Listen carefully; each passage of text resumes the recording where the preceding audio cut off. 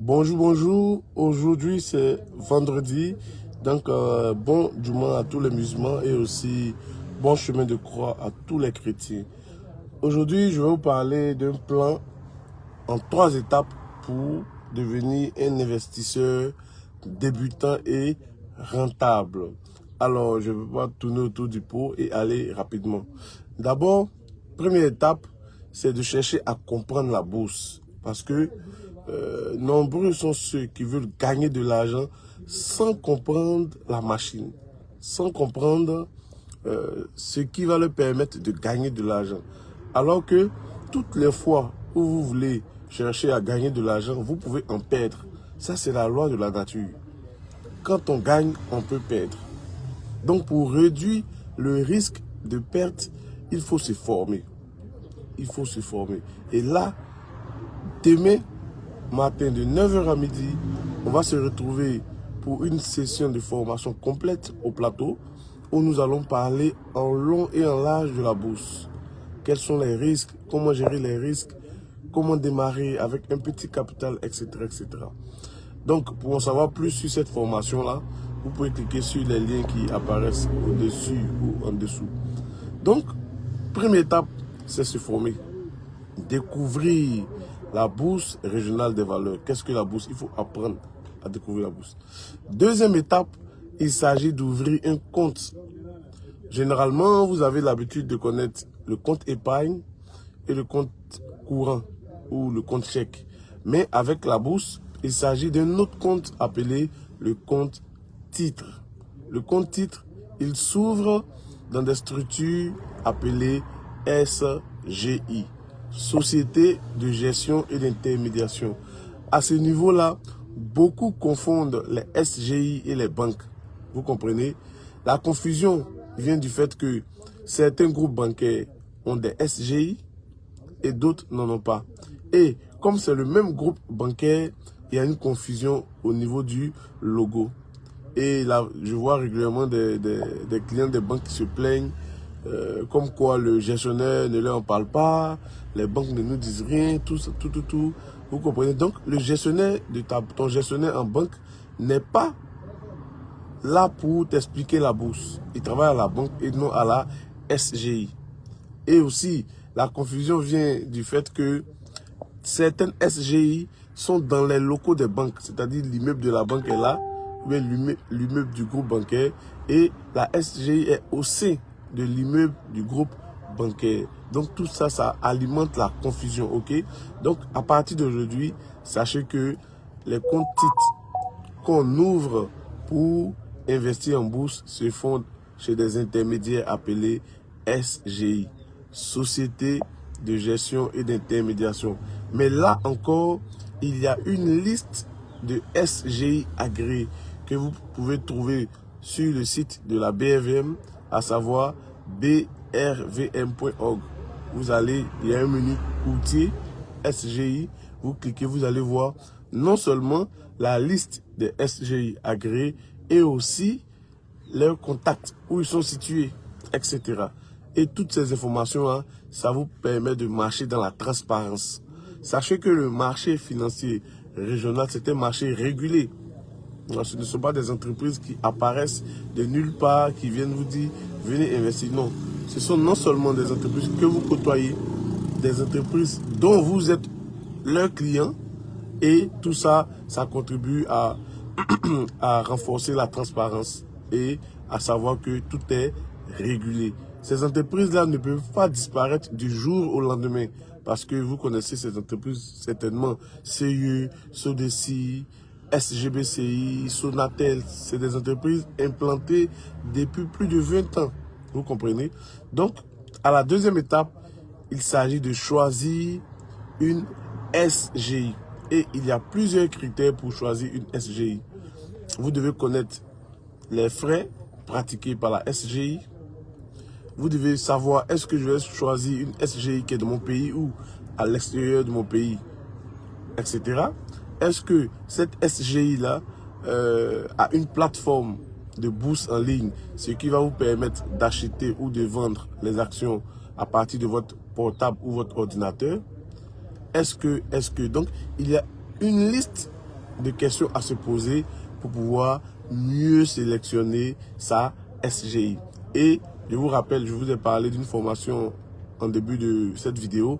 Demain à cette formation, nous allons éplucher, nous allons égrener toute cette liste-là pour éviter les pièges, ok, pour éviter les pièges. Donc, quand vous avez fait le filtre, vous allez ressortir les SGI adaptés à votre profil. Donc, la deuxième étape, c'est de se rendre dans l'une des SGI là, après le filtre que vous aurez fait, et déposer deux choses. Bon, quand je dépose deux choses, c'est il va falloir des documents administratifs pour l'ouverture du compte. Ce sont entre autres la CNI, la carte nationale d'identité, que vous soyez ivoirien, burkinabé, peu importe votre nationalité, vous pouvez investir en bourse. Donc, la CNI. À défaut de la CNI, vous pouvez utiliser la carte consulaire. Avec la carte consulaire, vous pouvez investir en bourse. Si vous n'avez pas la carte consulaire, vous pouvez utiliser le passeport. Donc, avec ces trois documents-là, vous pouvez déjà remplir ou verser au dossier. Deuxièmement, il vous faut deux photos de couleur du même tirage. Deux photos d'identité de couleur de même tirage. Ensuite, un justificatif de domicile. Il peut être une facture d'eau ou d'électricité, ou encore, comment dirais-je, un certificat de résidence établi à la police. En tout cas, en Côte d'Ivoire, c'est la police qui établit le certificat de résidence. Et ça ne coûte pratiquement rien. 1500 ou 2000 francs. Donc, voici les trois documents administratifs que vous devez remettre à la SGI. CNI ou passeport ou carte consulaire. Ensuite, deux photos d'identité de couleur et du même tirage. Et enfin, un justificatif de domicile. À côté de cela, il y a deux notions clés que vous devez comprendre. Les frais d'ouverture et le capital de départ. Heureusement, en Côte d'Ivoire, comme je suis en Côte d'Ivoire, il n'y a pas de frais d'ouverture. C'est-à-dire, on ne remet pas d'argent juste parce qu'on vient ouvrir le compte titre. Donc, frais d'ouverture, 0 francs. La deuxième notion qui est le capital de départ, retenez que ça varie en fonction d'une SGI à une autre. D'une SGI à une autre. Mais rappelez-vous que dès le départ, nous avons fait des filtres pour sélectionner les SGI qui correspondaient à votre profil, à votre situation de départ. Donc, ça part de 50 000 francs à 50 millions. C'est-à-dire, avec 50 000 francs, vous pouvez démarrer l'ouverture. 30 000 francs, il dit 30 000 francs encore. 40 000, en tout cas, si vous êtes en Côte d'Ivoire, entre 50 000 et 50 millions. Ok, mais ailleurs, ça peut être moins. Vous comprenez? De façon exceptionnelle, avec la Générale, Société Générale, SGBCI, si vous êtes client de la banque, alors vous pouvez ouvrir votre compte titre dans la SGI du groupe Société Générale sans capital de départ. Mais bien entendu, il faudrait que votre compte courant soit alimenté, soit par le salaire et autres. Donc vous pouvez ouvrir le compte titre avec 0 francs pour les frais d'ouverture et 0 francs pour le capital de. Donc SGI, 0 francs frais d'ouverture, 0 francs capital de départ, à condition que vous soyez client de la Société Générale Côte d'Ivoire, c'est-à-dire la banque. Ok? Donc, les autres SGI, c'est 0 francs frais d'ouverture et à partir de 50 000 francs pour le capital de départ. Je rappelle que ces conditions, c'est bien évidemment en Côte d'Ivoire, puisque je suis en Côte d'Ivoire. Une fois que vous avez apporté ces documents-là, plus votre capital de départ sur vous, il vous faut maintenant remplir une pile de documents. Là encore, j'attire votre attention. Beaucoup de travailleurs, beaucoup d'investisseurs, beaucoup de débutants remplissent les documents sans comprendre. On leur dit, écris ton nom ici, écris ton nom là, signe ici, signe ici. Ils ne comprennent pas. C'est le jour où il y a un problème. On dit, mais non, regarde la page 13, tu verras que il y a telle chose. Et on le voit dans les assurances et les gens viennent se plaindre sur Facebook. Les amis, quand il s'agit d'argent, il faut être avisé.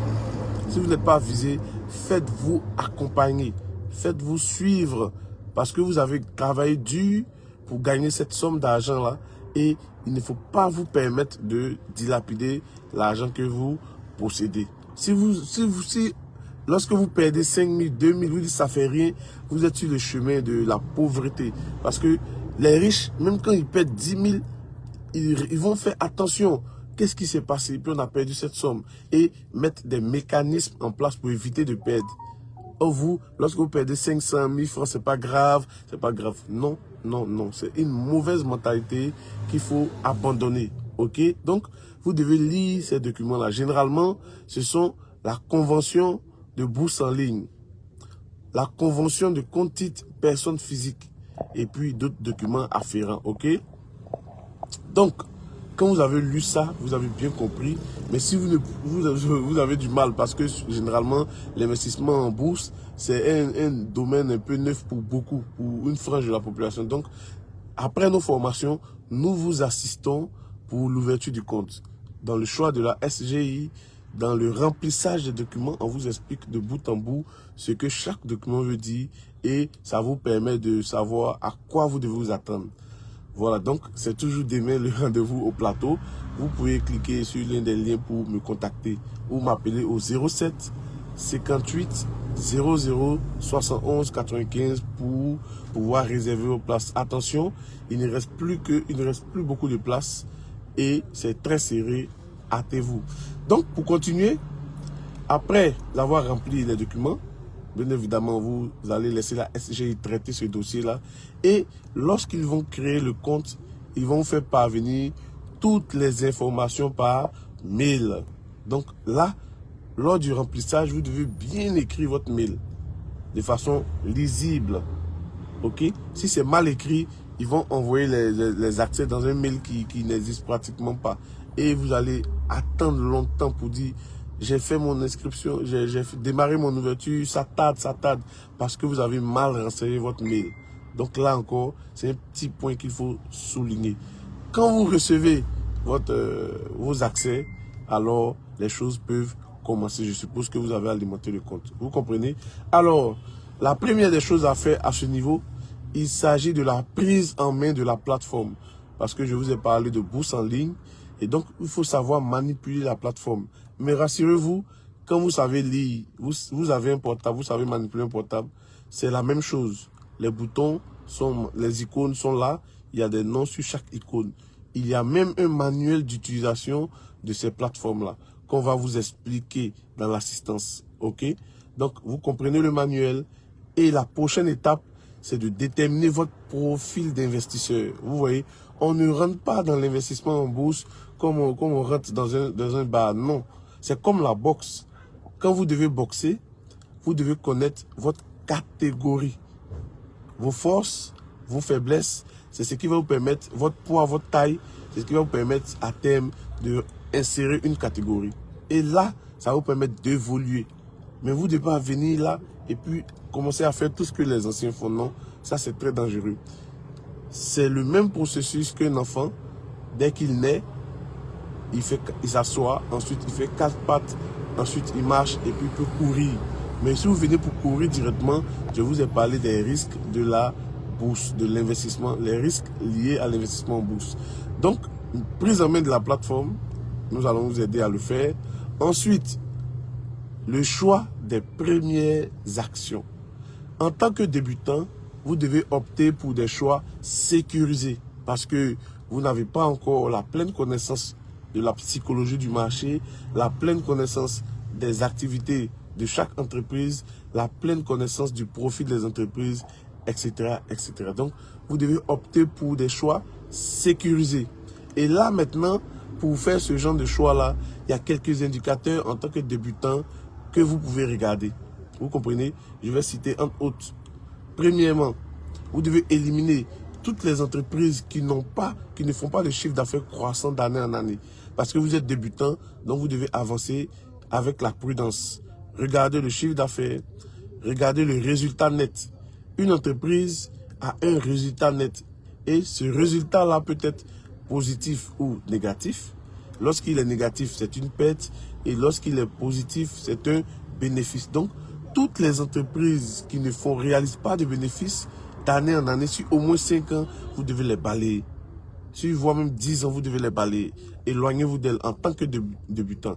OK? Donc, le chiffre d'affaires, le bénéfice et puis les dividendes. Ce n'est pas que vous recherchez forcément des entreprises qui donnent des dividendes, mais le dividende, c'est un indicateur qui montre au moins la bonne santé de l'entreprise, a priori, la bonne santé de l'entreprise. Donc, si vous regardez déjà ces 3 indicateurs-là sur 10 ans, ça va vous permettre de faire un filtre pour obtenir un lot d'entreprises. Sachez qu'il y a 47 entreprises présentement cotées à la BMV. Donc, sur ces 47-là, vous allez recevoir un lot d'entreprises. Après, maintenant, vous regardez dans ces entreprises-là pour éliminer les entreprises cycliques, les cycliques court terme. Quand on parle d'entreprises cycliques, ce sont des entreprises dont l'activité est saisonnière. Ça monte, ça descend, ça monte, ça descend. Donc, vous les éliminez. Parce qu'en tant que débutant, vous ne maîtrisez pas ces cycles-là. Et il y a beaucoup d'informations à connaître pour maîtriser ces cycles. Est-ce que nos démarrages, est-ce qu'on atteint le pic, est-ce que ça revient? Donc, éliminez ces genres d'entreprises. Quand vous avez fini ça maintenant, vous allez étudier l'endettement. Parce que en bourse, vous savez, il y a la notion d'une entreprise peut faire faillite. Une entreprise naît, elle évolue, elle peut faire faillite. Et lorsqu'une entreprise fait faillite, il y a ce qu'on appelle la notion de les droits sur l'actif net. En tant qu'actionnaire, vous avez 5 droits. Notamment, le premier droit, c'est le droit à l'Assemblée générale. Tous les actionnaires ont droit à l'Assemblée générale. Le deuxième droit, c'est le droit au vote. Le troisième droit, le droit aux dividendes. Les dividendes, c'est l'argent qui provient des bénéfices. Vous avez vu, je vous ai dit d'éliminer toutes les entreprises qui ne versaient pas des dividendes. Non pas parce que quand une entreprise verse des dividendes, c'est une bonne entreprise, mais c'est un signe pour dire que, c'est un signe a priori pour dire que l'entreprise se porte bien. Et bien entendu, ces dividendes-là doivent être versés et de façon croissante. Le montant doit croître. Donc, chiffre d'affaires, bénéfices, dividendes, régulier sur les 10 ans, croissant sur les 10 ans, c'est déjà une piste pour commencer à réfléchir. OK? Donc, vous regardez, est-ce que l'entreprise est assez ou peu endetté? Si vous étudiez l'endettement, vous le saurez et vous pouvez regarder, vous regardez plutôt la trésorerie, la liquidité. Vous regardez encore les perspectives. Est-ce que le produit que l'entreprise vend, c'est un produit qui peut perdurer dans le temps? Est-ce que le produit n'est pas menacé? Etc., etc. Donc, c'est ce genre de questions en tant que débutant, vous pouvez filtrer et faire un choix sécurisé. Une fois que le choix sécurisé est fait, à côté de cela, vous continuez à étudier, à apprendre pour progresser, pour mieux maîtriser les entreprises, pour mieux maîtriser la psychologie du marché. Et là, maintenant, vous allez passer à d'autres choses, peut-être le trading et autres. OK? Donc, voici les différentes étapes qu'un débutant doit franchir. Ensuite, il y a les risques. En bourse, il y a la notion de risque. Il y a le risque général, c'est-à-dire il peut y avoir une crise, soit la guerre, une pandémie, etc., qui va faire chuter drastiquement le cours de toutes les entreprises, les prix des actions. Là, vous ne pouvez rien faire, c'est un risque. Deuxième risque, il y a le risque inhérent. Chaque entreprise évolue dans un secteur d'activité et ce secteur-là peut se porter mal. Donc ça, c'est un risque aussi. Vous comprenez? Etc. Il y a le risque de liquidité. Vous pouvez acheter une action et quand vous le revendez, il n'y a pratiquement personne qui veut acheter. On se comprend? Donc, tous ces risques-là, il faut les connaître pour pouvoir acheter des actions gagnantes. OK? Maintenant, pour gérer ces risques, bien évidemment, il y a plusieurs astuces qu'on va vous enseigner demain. Et avec ça, je pense que vous pouvez démarrer. Donc, je reprends. 1. La formation pour découvrir ce qu'est la bourse. 2. Le choix d'une SGI en fonction des critères qu'on va vous donner. Troisièmement, ouvrir son compte. Ensuite, la prise en main de la plateforme d'achat et de vente. Et puis, maintenant, l'analyse des entreprises, mais toujours avec un esprit de sécurité pour un débutant, dans un premier temps. Donc, vous connaissez votre profil, vous démarrez par la sécurité et à côté de cela, vous commencez à progresser dans l'apprentissage. Mais tout ceci semble nouveau pour vous. C'est pourquoi nous, à notre niveau, nous vous proposons 1. Une formation. 2. Un accompagnement jusqu'à ce que vous maîtrisez. 3. Une communauté dans laquelle vous allez évoluer. Vous savez, lorsqu'on fait des choses en communauté, c'est plus facile. Ça vous permet d'éviter les erreurs passées parce que les anciens ont déjà fait des erreurs. Et je suis là aussi, le coach est là pour vous donner un chemin déjà tracé pour aller plus rapidement. Ce que les autres faisaient en 5 ans, avec nous, vous allez aller plus rapidement. 2 mois, 3 mois, vous partez rapidement. Ok? Sans trop parler, je vous invite maintenant à cliquer sur ce lien-là et à réserver votre place pour demain, 9 h au plateau, dans les locaux de Serra Humois, c'est dans l'enceinte de Versus Bank. Et puis, nous allons nous retrouver pour une aventure. Que Dieu vous bénisse, paix et bien dans votre cœur et paix et bien dans vos finances personnelles. Bye.